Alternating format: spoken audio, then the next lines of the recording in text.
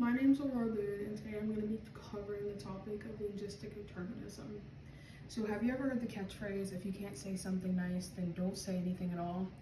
But what if you don't have the words for it? Has there ever been a time where you're trying to describe how you're thinking or feeling, but you can't think of what to say? Or have you ever thought about the people who speak a different language to us? Do they think differently? Well, according to the Sapir-Whorf hypothesis, our language structures and its contents have the power to direct one's thoughts by affecting how we comprehend reality.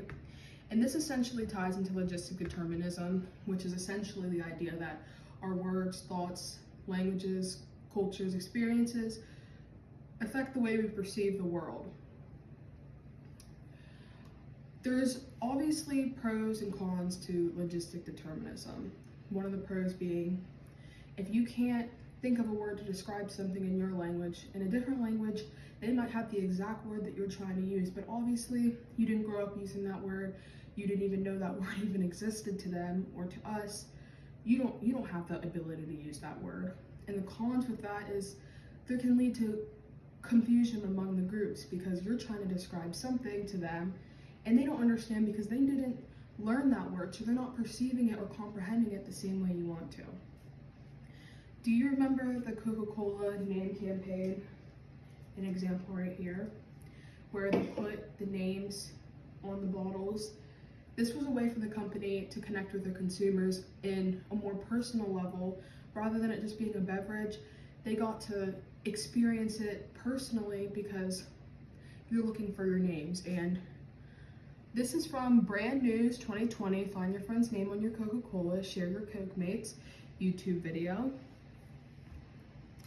Now, we're going to talk about the cultural effects of linguistic determinism. And I'm reading this from Dave Cornell and Chris Drew, helpfulprofessor.com, 2024, January 3rd, linguistic determinism.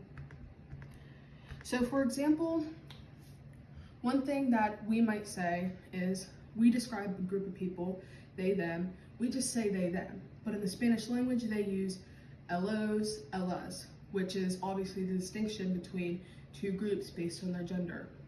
This obviously might lead to us not understanding what they mean or them not understanding us because they don't use it in that same sense, which is just another example to the way it affects our perception of the world.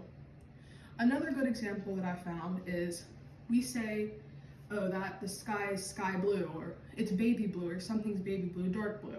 But in other languages, they might simply just say blue. So when we're talking to each other, you're describing blue as distinct shades and they're just thinking, well, it's just blue because they never learned it to be any other way.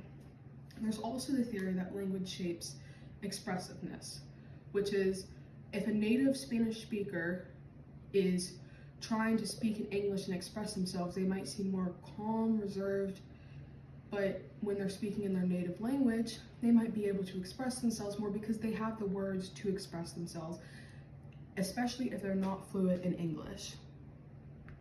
This also applies to very young children because there's obviously a difference between thinking and knowing, and until they reach that level of cognitive ability, they're not going to understand that there's a difference between those. I've also came across that there's a group where they say one, two, and many. Obviously that's very different to us because we say 1, 2, 3, 4, 5, 6. So there obviously can lead to some miscommunication among the two groups because you're saying 5, 6, 7, 8. They've never heard that in their life because they've always used many. So they're not understanding or comprehending it the same way that you are. Some people might ask, why does it matter? This matters because the communication levels and the higher risk of there being miscommunication greatly increases. Because it's harder to talk to someone who doesn't understand or use the same words you do to describe something. And this can overall help you become a better communicator if you take the time to research and understand logistic determinism, because you can understand they're not being rude, or you can understand their frustration because they don't understand because they never grew up to perceive the world the same way you did. And obviously this affects our culture, our experiences, even our memories.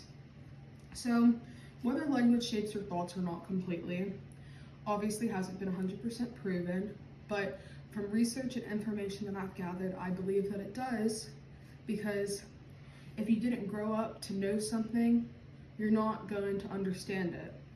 And words are powerful and they have many different meanings. Language isn't just for communications, it's our lens through the world and how we see things. And I believe that anyone who decides to take their time to research linguistic determinism can understand and become an overall better communicator and listener. Thank you.